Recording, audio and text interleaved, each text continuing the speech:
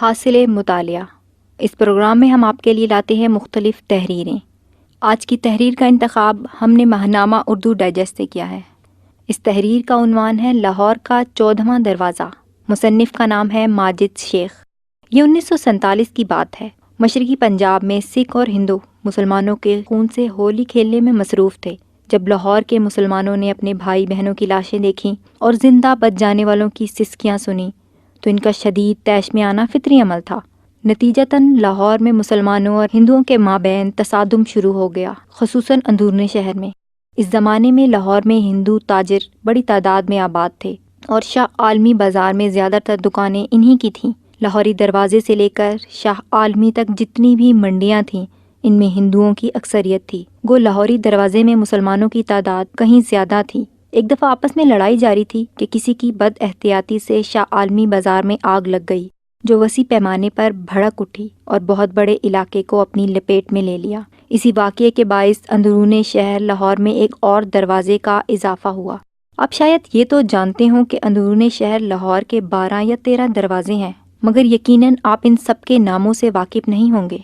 کٹر لاہوری ایک دروازے موری کو دروازہ نہیں سمجھتے، بلکہ اسے سوراخ یعنی موری کہتے ہیں۔ آپ کے لیے یہ بات بھی اچنبھے کا باعث ہوگی کہ 1947 میں قدیم شہر کی ایک اور گزرگاہ وجود میں آ گئی، جو دیگر دروازوں سے بالکل الگ ہے۔ ہر دروازے کے ساتھ ایک بازار بھی ہے، اور یہ نیا دروازہ بھی اس خاصیت مبرہ نہیں۔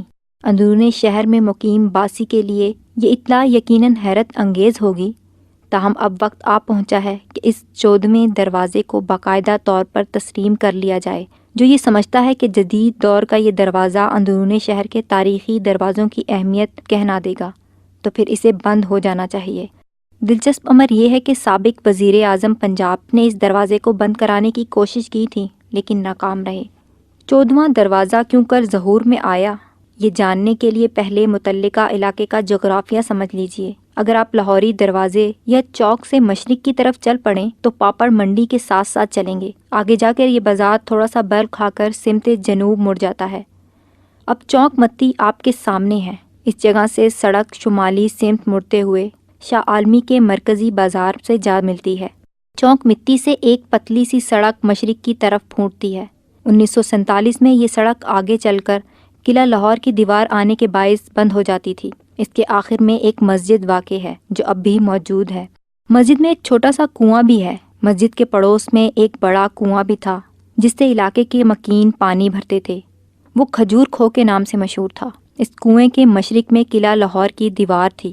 درجے بالا سڑک یا بند گلی اس زمانے میں گنیش گلی کہلاتی تھی۔ تاریخ دان یہ معلوم کرنے سے قاصر ہیں کہ اس گلی کا نام گنیش کیوں پڑا۔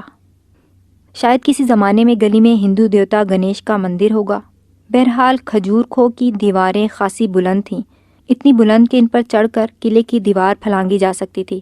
ہوا یہ کہ جب شاہ عالمی بازار میں آگ لگی تو وہ پھیل کر گنیش گلی کی طرف آ گئی۔ اس افریت سے بچنے کی خاطر گلی میں آباد ہندوؤں نے کنویں سے متصل قلعے کی دیواریں توڑی اور راستہ بنا کر اپنے قیمتی سامان سمیت فرار ہو گئے۔ یوں دیوار ٹوٹنے سے ایک گزرگاہ بن گئی۔ اندرون شہر رہنے والے جانتے ہیں کہ ایک زمانے میں وہاں جگہ جگہ کنویں موجود تھے، جن میں سے کئی اب بھی زیر استعمال ہیں۔ وہ کنویں گھروں سے اتنے قریب تھے کہ خواتین خانہ کھڑکی کے راستے ان میں بالٹی پھینکتیں اور پانی لے لیتیں۔ کھجور کھو ان کنووں میں ایک اہم کنواں تھا۔ یہ ان لوگوں کے خوب کام آتا جو اپنے کنویں سے محروم تھے۔ اس کے پہلو میں موجود قلعے کی دیواریں جب ٹوٹ گئیں تو پھر کبھی اس کی مرمت نہیں ہوئی، یہاں تک کہ لوگ اسے مختصر راستے یعنی شارٹ کٹ کی حیثیت سے استعمال کرنے لگے۔ 1960 کے عشرے میں امتداد زمانہ کے ہاتھوں وہ راستہ اتنا چوڑا ہو گیا کہ سامان سے لدے خچر اور گدھے اس میں سے بآسانی گزر جاتے۔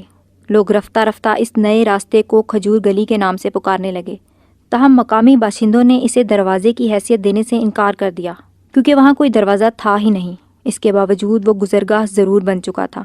آہستہ آہستہ شاہ عالمی بازار کے تاجروں نے گنیش گلی میں بھی دکانیں بنا لیں اور یہ نئی منڈی نیا بازار کے نام سے مشہور ہو گئی۔ اس بازار کا سرکاری پتہ اب یہ ہے: نیا بازار نزد چوک متی، پاپڑ منڈی، اندرون لاہور، دروازہ لاہور۔ 70 کے عشرے میں جب کھجور کھو کا پانی سوکھ گیا تو اسے مٹی سے پاٹ دیا گیا۔ وہ زمین حکومت پنجاب کی ملکیت تھی، مگر جب نوکر شاہی میں سے کسی نے اس پر توجہ نہ دی تو نچلے ملازمین کی ملی بھگت سے تاجروں نے اس جگہ بھی دکانیں تعمیر کر لیں۔ جلد قلعہ لاہور کی بیرونی دیوار پر بھی چھوٹی دکانیں نمودار ہو گئیں۔ 90 کے عشرے کا آغاز ہوا تو گنیش گلی، کھجور کھو اور اس سے متصل قلعہ لاہور کی دیوار کا نام و نشان مٹ چکا تھا۔ کچھ عرصے کے بعد وہاں سرکاری طور پر ایک پختہ سڑک تعمیر کر دی گئی جس پر ٹریفک آنے جانے لگی۔ آج صورتحال یہ ہے کہ سرکاری کاغذات میں اس گزرگاہ کا کوئی وجود نہیں، مگر حقیقت میں وہ استعمال ہو رہی ہے۔ آج نئے بازار کا شمار ان لاہوری بازاروں میں ہوتا ہے جو خوب ترقی کر رہے ہیں۔ دلچسپ امر یہ ہے کہ سرکاری کاغذات میں اس بازار کا کوئی وجود نہیں۔ سوال یہ ہے کہ اب اس نئی گزرگاہ کے ساتھ کیا سلوک ہونا چاہیے؟